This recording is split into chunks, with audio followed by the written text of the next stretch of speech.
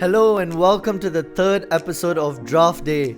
I'm Prab, your host, and I'm joined with a man you associate with all things Leicester. You can get transfer news, team news, everything to do with Leicester. You go to this man if you don't already follow him.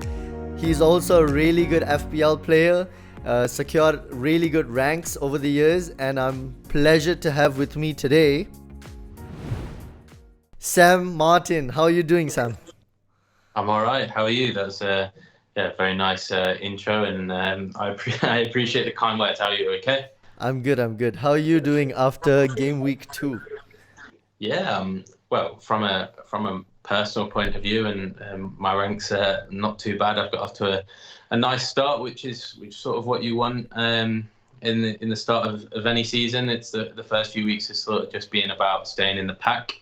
I guess from a Leicester point of view, we were awful against West Ham, but the less said about that, the better, I guess. Yeah, I think that was inevitable.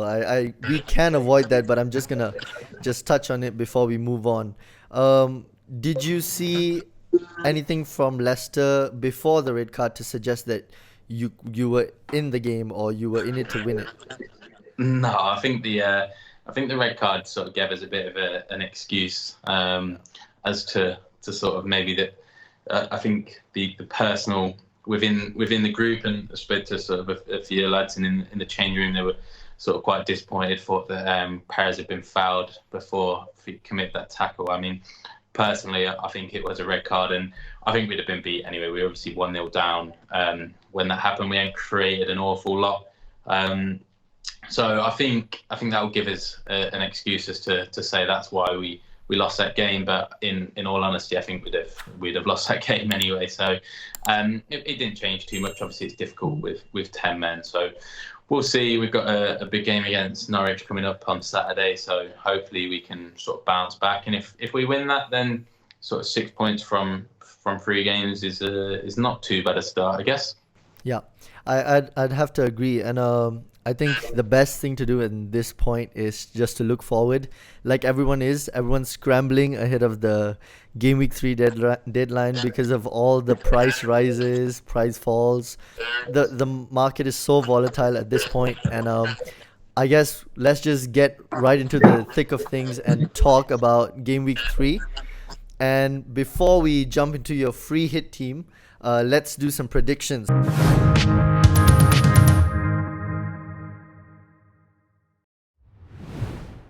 So these are the fixtures on the screen, and of those fixtures, which player that is playing will score the most points in game week 3? I am going to go, I think, off the back of what I've seen today. And people have taken today's news, and I won't say what I'm referring to until I say it, 'cause not to give away my pick. But people are taking sort of today's news one of two ways. People sort of thinking it won't work out well for the player that I'm going to pick. I think as a true professional, I think it'll be sound, and that's why I will go for Harry Kane. For Spurs against Watford, obviously the news I'm referring to is the fact that he said he's staying. It was a bit of a weird announcement. He said that he's staying for the summer or he's not leaving this summer. Whether that hints at a January move, I'm not too sure. But I think where you would definitely find some players who maybe spit their dummy out and sort of not put it in. I don't think Harry Kane's that sort of player. And I think at home, back in front of the fans, I think there's a genuine chance of him going on and scoring a lot of points. I don't think Watford are that good. And you could swap that for Son or someone like that. It maybe leads into them. But yeah, I think Spurs have got off to a decent start, and I think they'll come out and I think they'll really turn it on against Watford. I think that could be 3-4, maybe not. Well, they've probably not got 5 in their locker, but yeah, that's who I would go for. I think there's some decent picks, certainly from an attacking sense. We'll go on to my free hit team, but yeah. Kane is. I'm happy to stick my sort of neck on the block and say that I think that Kane will do well. Obviously, it'll be a bit embarrassing if he starts on the bench, but we'll see. We'll see what happens. Yeah, I think Kane could just, it's just written in the stars. You know, he comes out with that announcement, people on his back. Some people are expecting it, but not many. And then he just goes and scores a hat trick, and everyone's rage selling, trying to fit him into their teams. Because I think Spurs' fixture run isn't that bad as well. And I think they do have, I think from game week 3 up to game week 8, they face Chelsea or City oh no, sorry, not City. They face one difficult fixture, and I think the rest are pretty smooth sailing. And I think if Kane bangs, you could see the likes of Bruno being shipped out, or Salah being rage sold for the likes of Kane. So yeah, I think that's a good, pretty shrewd pick if I would say so myself. All right, so smoothly on to the free hit team.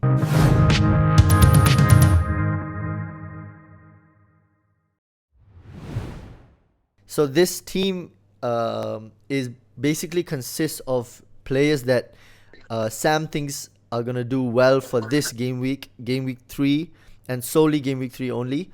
The value is on the screen, 100.7. So most of us have caught a few price rises. So if you were free hitting for some reason this game week, this is what Sam thinks you should go with. So talk us through it, Sam. Yeah, I think it sort of speaks for itself, really. You know, I've tried to pick sides that have got decent fixtures. I'm a sucker for teams playing at home. Whether there's some sort of gambling bias there, I don't know. I always liked betting on sides that are playing at home, and particularly more so now that the fans are back. So that's why you'll see this sort of you've got the Spurs players in there, the Villa players, or the West Ham players. I've thrown a couple of Leicester defenders in there. We'll talk about Leicester in more detail later, I'm sure. Amati's in there from a prize point of view, and then Ricardo's in there because I do think he offers sort of decent value. Norwich are not that good in all honesty. So there's a really high ceiling for him there. He gets an assist and a clean sheet. All of a sudden, that's an easy sort of 12 points. So that's why he's in there. Obviously, the West Ham boys, they speak for themselves. I'm an Antonio owner. I'm not a Ben Rama owner. So it wasn't the nicest watching him sort of score points, especially against Leicester. But again, Palace, I think Palace haven't been too bad, to be fair. I think I read a stat that they've only conceded one big chance in the first 2 games. So it's maybe not clear cut that they'll go on and West Ham will batter them. But yeah, I think they're 8-15 West Ham to win that game. So you'd have to fancy that they will go on to win that. And then again, yeah, with Villa at home to Brentford, Villa haven't sort of set the world alight, and a lot of people will maybe looking to get off Danny Ings despite him scoring 2 goals. But I think he offers great value, and you know what you're getting. If he gets you a goal, then that's perfect in a free hit team. Yeah, you have 3 Spurs, which is something that's notable in your free hit team, especially Dele Alli. Any specific reason you've gone for Ali? Not overly. I wanted triple Spurs. I don't really think there's that much value in their defenders. It'd be interesting to see who plays right back. If it's Tanganga, then he's limited in what he can do. You know, defensively, he's very good. Is he going to score you 15, 18 points? I don't think he is. So I wanted sort of 3 attacking options. Obviously, Kane and Son are sort of the standout picks, but Ali started the season well, and he can easily pop up with a goal or get that odd assist. You know, if Kane's on the pitch, he's probably not going to be taking penalties. Yeah. But for whatever reason, if Kane was to go off or anything like that, I don't know what the arrangement is. I think him and Son will probably share him, but he took a penalty at the weekend, you know, scored the goal. So he's on there purely because I think that game could be 3 or 4-0 Spurs. So I wanted as many attacking options in there that have got sort of a chance of picking up those points. Going back to the defense before we move on, you've got double Villa defense. In the first game, they conceded 3 to Watford. Anything in particular that I know Mings got a 15-pointer last week, and yeah, he got 2 assists, which is pretty rare for a centre back to accumulate 15 points. But any specific reason do you see Villa keeping a clean sheet against Brentford? Yeah, I don't think Brentford have really created a great deal that would worry me as a Villa with a double up with the Villa defence. Obviously, they didn't score against Palace. The Arsenal game was slightly different. Arsenal weren't that good, and Brentford were sort of in front of the new stadium, first time with the new fans. A game back in the Premier League on a Friday night. So I wouldn't look too much into that game in trying to sort of pick things from that. I just think that Villa will keep a clean sheet, openly and honestly. You know, Martinez is just one of those picks that if they do keep a clean sheet and he picks up a couple of saves, then again, you've probably got a decent haul from him. In terms of the defenders, the reason I picked Mings was, yeah, maybe there's a bit of recency bias with the points he scored last week, but he probably offers the most from an attacking point of view. I don't know what's going to be the crack with a left back, whether it's going to be Target or Young. Yeah. Obviously, Target was sort of embarrassed first game of the season, and then he's not really played since. So if it's Young, do you want Young? Probably not. Matty Cash, the other side, again, he's not really known as a point scoring fullback. So at least with Mings, you've got the option of a stray header, or he's just one of those players that seems to get himself in the right position. You know, with his 2 assists at the weekend, without really doing a great deal. Although with the Ings goal, they said that was something that they worked on in training, and they've got a new set pieces coach. Would I look too much into that? No, but in a free hit, you know, it's worth a punt. You might have something lined up, and all of a sudden, then Mings offers something. You know, Conser's the same. I wouldn't put anyone off Conser because he's good in the air, and he can pop up with the odd goal. Yeah. I think all in all, that's a really well-balanced team. I think if you put out that team as your free hit team, I don't think you'll be let down that much. Just one last question is, who do you captain? Well, I said that the highest point scorer would be Kane, so I think you got to go Kane. Yeah. I wouldn't put anyone off captaining Son in that side either, purely because I don't think Watford will score, so he already starts a point up. If he scores, then he gains an extra point, you know, so it's easier for Son to get a sort of an 11-point score. He maybe only needs to score once, whereas Kane probably has to score twice to get that. But at the same time, I think you go with Kane and think it could quite easily be a hat trick, really, if he wants it, yeah. You know, and all it takes is a penalty and a decent chance, and he'll go on to score a lot of points. Speaking of Kane, that brings us on to the next segment of the show, which is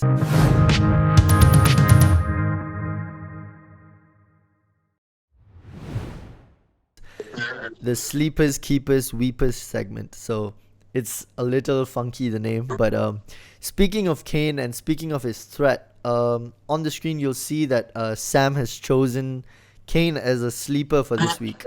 Yes, it's recent that he just came out with his statement that he's staying.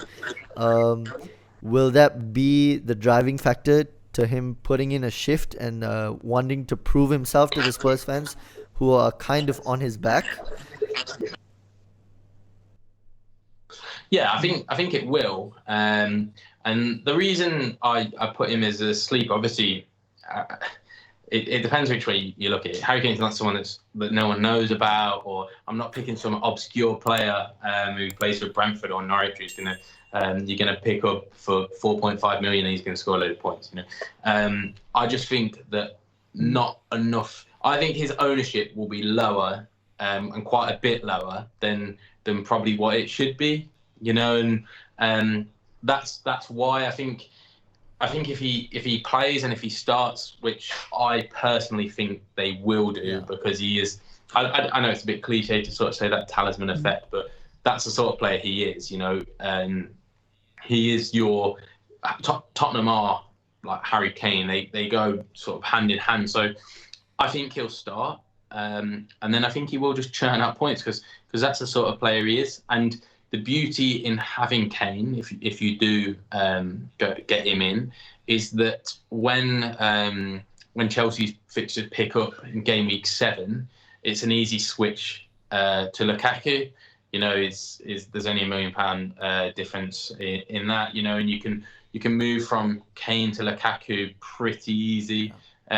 Whereas if you have money tied up in the middle, which I probably will do when I get to that, you have to factor in 2 transfers to get Lukaku in. You can't do it any other way.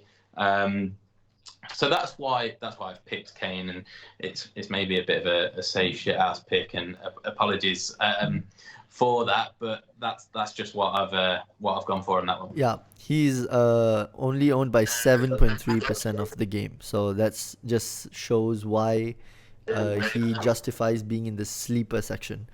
And I think a lot of that, sorry to interrupt, but I think a lot of that will be people that maybe like casuals who have picked their side at the beginning and aren't going to check it, because Harry Kane's the name that they know, and sort of like the England captain. I would imagine that in the sort of the top million rank threshold, I would imagine that his ownership up there is considerably lower.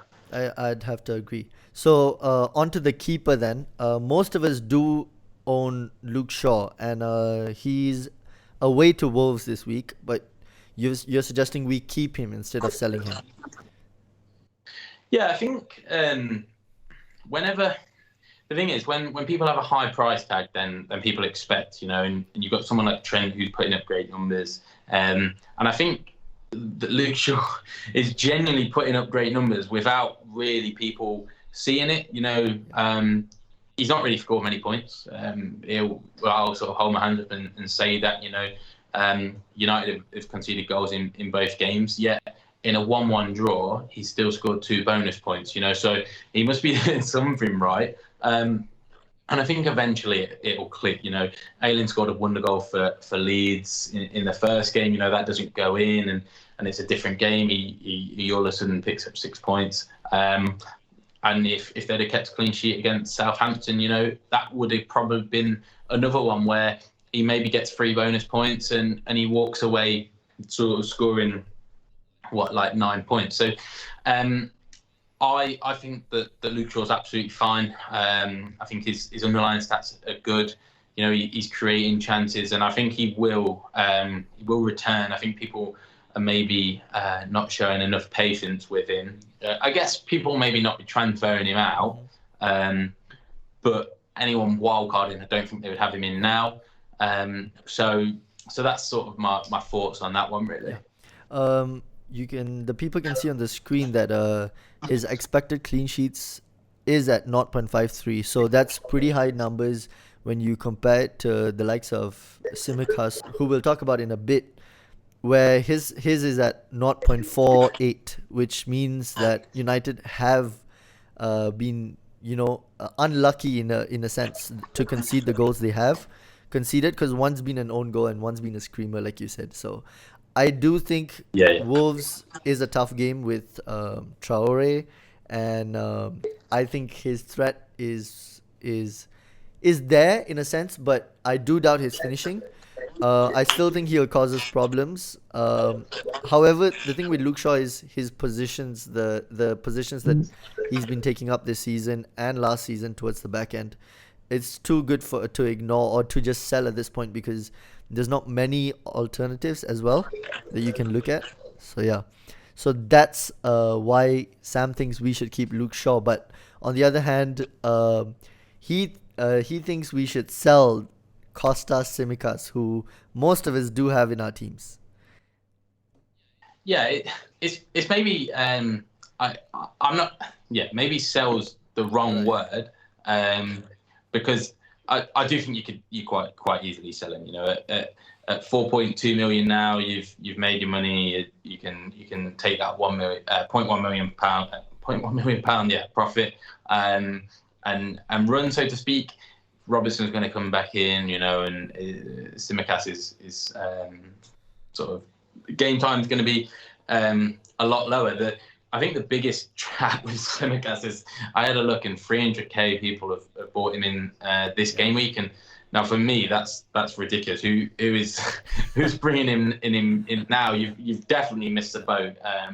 You'd probably miss the boat game week 1. I wouldn't have encouraged missing him.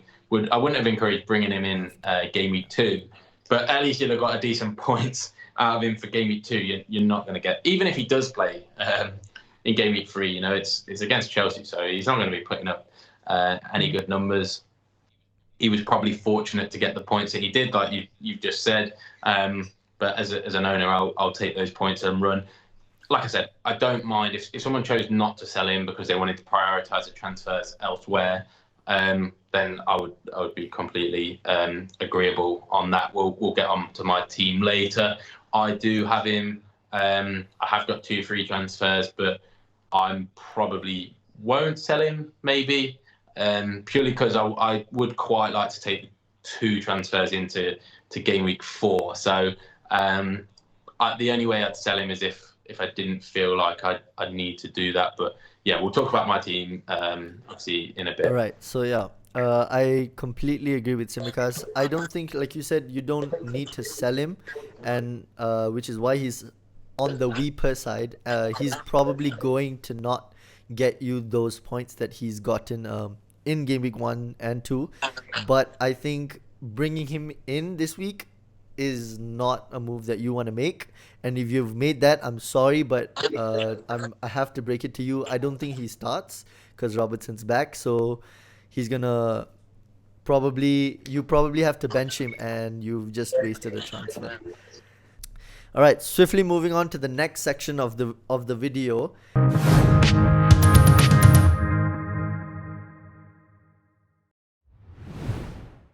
Where we involve the FPL community, and we've gotten quite a few responses, and on the screen you can see the teams that you've sent in, and our expert Sam is going to be performing surgery on your teams, and he has 60 seconds to do that, and we'll start whenever you're ready, Sam. Rashas Rabah 22. Right. Yeah, so the first team, I would say personally that the defence is a little weak. I think this season is going to be all about the premiums and hitting the right premiums. You've got Kane, Lukaku, Salah, Fernandez, Son, De Bruyne when he comes back. So personally, I think having a solid base with your defence, and then it's going to be about swapping those premiums out at the right time and hitting the most. So that would be what I would say for that one. Next, Blues FPL. Yeah, I like the Antonio captain. I think that's a nice pick. The only downside there with that side is you've probably not got loads of cover if someone doesn't play. Mahrez is going to play 75% of the games in a season. Now that's not always a bad thing. He came off the bench at the weekend and scored, but if he doesn't play and doesn't come on, which is sort of not without Pep's sort of, he will do that. You've not got loads of cover on the bench, and even with the COVID stuff this year as well, I think it's probably wise carrying a bit of cover on the bench. Yeah, you've passed the 60-second time, but we'll just keep going on. Oh yeah, sorry. No problem. So next, I'll go through. Yeah, no problem. Mandev Singh. Yeah, solid team. I would be looking ahead. I think after this game week, you can move Ings on, bring DCL in. Right. And next up, FPL Stoich. Yeah, again, really nice team. I'm going to get a bit boring now. Again, Ings out after this game week, DCL in. He already has DCL in, so anyone else? Sorry, yeah. What I would do is I would maybe move Ings out and be looking, I don't know, it's a hard one. What I thought you could do is you could drop him down, maybe strengthen the midfield, or you could go up to Kane. You could take 2 of your strikers, lose 2, because I think after this time, how long's Antonio got? Maybe not a great deal of time. Lingard's coming in, so when West Ham get in the Europa, it might be that they start resting players, and you can go Ings and Antonio, for Kane and a weaker striker. Right. Next up, Kabir Singh. Yeah, again, super boring.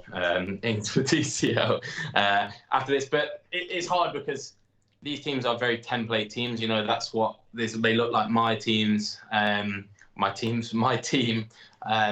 So it's hard to know what to do. I think you just have to wait and react to something that will happen.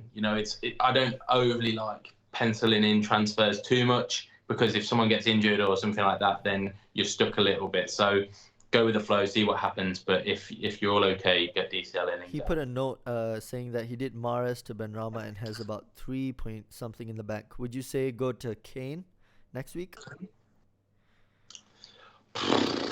Good question. I suppose I don't mind the Ings to Kane. And then it's like you say, it's an easy switch to Lukaku at Game 7. Yeah, I would do that personally. So next up, Aaron McDonald. Yeah, I think that's another solid team. They're all the same. It will help when Veltman comes back. You slightly carrying a little bit of a weak bench with him out, but when he comes back in, that'll solidify that. And without knowing how many transfers he's got, I'd be maybe looking to either roll or have 2 transfers going into Gameweek 4. Yeah, perfect. So I think that's that then.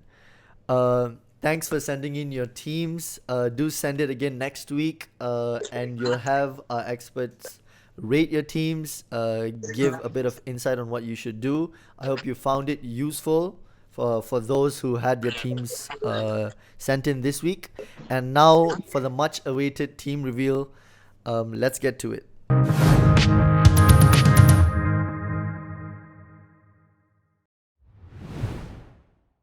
So Sam, talk us through your team for Gameweek 3. Yeah, so my team is super template. The biggest sort of disappointment has obviously been Harvey Barnes as a Leicester fan and sort of Ivan Toney up front. I'm carrying 2 transfers at the minute, so someone will be leaving that side. I am waiting until closer to the deadline, in the hope that prior to the deadline I know the Leicester team, and then that will depend. That will change what I do with Barnes for those that don't follow me. Obviously, and you should follow me on Twitter, but I'm quite lucky that I sort of have the ability to get some sort of early Leicester team news, and obviously a lot of the time that's completely useless, but this week is going to be a time when it will be beneficial, because if Barnes starts, then I'll keep him. Obviously, it's a game away at Norwich, who are weak. If he doesn't start, then you're taking a bit of a gamble, because he could easily come off the bench and score. But if he doesn't start, and I know he's not starting, then I would probably look to move to Benrahma. I've maybe got on that a bit late, but then I'll carry the other transfer over, and Benrahma can be Rafinha as well when he needs to be. Yeah, so just on the Barnes topic, because I have Barnes myself, and I was just going to do it before. I was thinking of doing it before, but I thought let's just do it on the show itself. And I had a question myself. So I'm looking to stick with Barnes, but the only reason I would want to move is, yes, definitely if he doesn't start, but why I'm looking to move him at this point, like a couple hours ago, I just had a little bit of a mental breakdown regarding Barnes, and because of Benrahma's price rises, so he's pretty much penciled in to rise again tonight, and he could even potentially rise for the 3rd time this week before the deadline. So what do you think the smart move is? Any inklings to whether he starts, or should we just wait and see? I think, well, as a Barnes owner, I'm going to wait. Yeah. Price increases are hard. My philosophy is that there will always be an alternative if you get priced out of a move. You know, no matter what happens, there's always another option.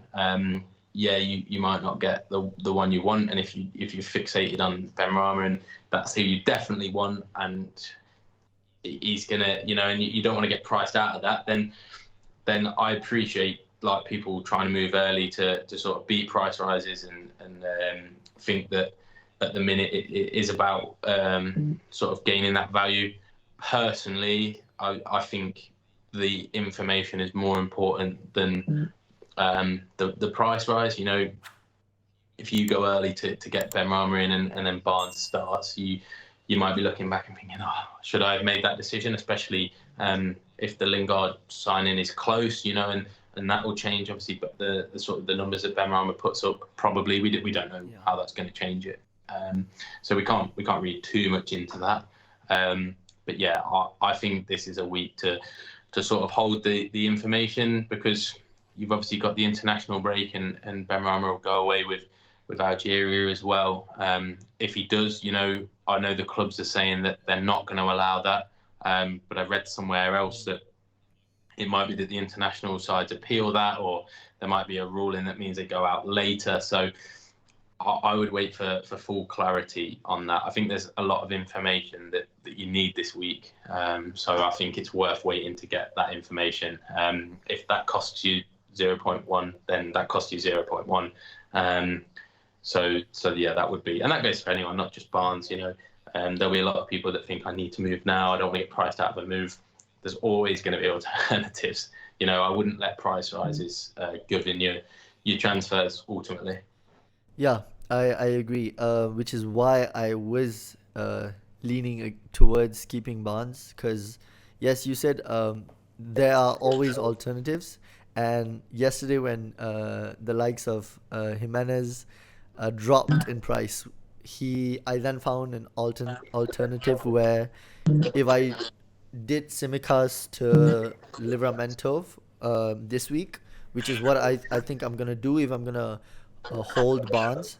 I mean, if Barnes starts towards when we find out before the game, so I'll make that transfer, and then next week I'll have two transfers where I can move to from Ings to DCL, and then change the structure of my team, because I'm currently in a 3-5-2, so I can go Barnes to Jimenez, and then get a 4.5 midfielder in. So that's become a possibility today. So I think there'll always be a something that you can move to. If not now, it will become an option. So yeah, like you said, information is key at this point, because there's so many unknowns, and no matter who claims to know something regarding the international fixtures, I would still wait and see what makes of that. So another big talking point this week is captaincy, and everyone seems to be jumping on Antonio after his haul last week, and you yourself have Antonio as your captain. So any particular reason why? Yeah, that may change. You know, I like him. I like him a lot. He was phenomenal against us. He really put us to the sword. And I know I'd mentioned that Palace haven't given up too many big chances, but I think West Ham are a really good side. And so that they will create. I think Antonio's got 2.56 non-penalty XG plus XA. So from two games, that's like ridiculous numbers. And yeah, that's why I would go for him. If I had Son, I would go Son over Antonio, but I obviously don't have Son. I suppose the other options maybe Bruno. He's one of those players that will always churn out points. So it may be that I bottle the Antonio pick and chuck it on Bruno in the hope that he gets a dodgy penalty or something like that. But United didn't fill me with any confidence against Southampton to captain one of their lads. So yeah, for the time being, it's on Antonio. Whether I bottle that before the before the deadline remains to be seen. As a United fan, I would say our encounters with Wolves have always been relatively low scoring. So, which is why I think if it wasn't for Antonio, I would have captained Bruno. If I didn't own Antonio or he didn't get those 2 goals last week, I would have captained Bruno. But I would also be a little skeptical if you're like completely set and you're not even considering Antonio, because this week in particular, uh, considering form and like you said, United didn't look too convincing last week, and we do have problems in the midfield that we need solving, etc. But West Ham seem to be, you know, in full flow, and you want to captain someone that, yes, he's a risky pick. He's a risky pick at this point of time, or you would say because of his price, but based on his performances and the way he's topping those charts, he's not a risky pick at all. Do you agree? Yeah, I agree. If he doesn't pull up, if he doesn't sort of hit big scores, then I think you're just unlucky more than anything. Yeah. You know that. Yeah, you could kind of say that Palace haven't given up huge amounts of XG, but you pick in the guy with the highest sort of expected goal involvement in the game against a side that sort of a new manager sort of finding their feet. You know, they were beat by Chelsea, and then they drew 0-0 to Brentford, but Brentford haven't, like I said, they've not really created a great deal, you know, so it's only a small sample size, and can we look into that too much? I would say no. So yeah, I think Antonio's an easy pick to an extent, not an easy pick compared to anyone else. He's not like the standalone pick, and he's the only person you can pick, but I wouldn't be too worried about him sort of purely based on price or the fact that he's playing for West Ham. And I do like captaining Bruno or Salah most weeks, you know, or Kane. I like captaining the big premium players because that's the reason they're premium. But ultimately, I think you're not going to captain Salah against Chelsea, I don't think, although he probably will score. And Chelsea are defensively a really well set side, so I wouldn't be captaining Salah. So for me, the option does come to Bruno or Antonio. I could understand Benrahma if you owned him. I think Antonio is probably safer, but I wouldn't put people off the Benrahma shout, I guess. Now we're done talking briefly about captaincy. Let's just run through what you think. Which transfers are you likely to make before the deadline? If you can talk us through that a bit. Yeah, I don't really know. Is the honest answer. You probably mentioned the two that I would make, you know, and one is the Barnes to Benrahma pick. If I know Barnes is not playing, to then that will then become Rafinha in a couple of game weeks' time, unless I choose to move someone else like Greenwood to Rafinha. But Rafinha is someone that I am going to want, basically, because I think Leeds have got the best fixtures going forward from an attack point of view. Burnley may be difficult on Sunday when they play, but they've got some really nice fixtures. So Rafinha is someone that I'm going to want in my side. Maybe even Bamford as well, but I think Ings will more than likely go to Calvert-Lewin, purely because the numbers that Calvert-Lewin's been putting up have been ridiculous. You know, I wasn't a huge Demarai Gray fan when he was at Leicester. He had sort of flashes of brilliance, but that was one in 20 games, you know. But he seems to be working well for them, and they're putting those crosses in, and Calvert-Lewin's as good as anyone in the air. So he will be the pick, unless something changes to make me go Bamford. I probably won't go Bamford, purely because I prefer Calvert-Lewin as an option. But I wouldn't put anyone off Bamford because their fixtures do get good, and yeah, he showed last year that he's got it. So they're the two sort of transfers that I've got lined up, really. Yeah. And any early wildcard thoughts when you're planning to wildcard, or do you not do that? I try not to get too bogged down with it. I did last season. I sort of held out for game week 15 when it was the double game week. Loaded everyone up on Southampton players. That game then got COVIDed off. and it ruined my season. To be fair, I was sort of like 15k. And then I know that's an excuse to say, oh, that's the reason, but then it's spiraled out of control from there. And then I started chasing things, ended up like 120k, which is fine. But I was in a position to really kick on, and I saved that wild card and then got screwed over. So I'm trying not to set myself in stone too much. I think one obvious pick is obviously that game week 7 or 8, whenever you choose to do it. Just for that fixture swing, United take us there and then fall away, and then Chelsea go the other way, and so I think that probably offers the best, because you can move sort of the likes of Bruno, Shaw, Greenwood to Lukaku and maybe James, and then the Man City fixtures get good too. So that probably is where I'm looking at the minute. I know some really good managers that are wildcard in this game week. Yeah. So it's not like I'm saying, oh, don't do that. And ultimately, I think you have to.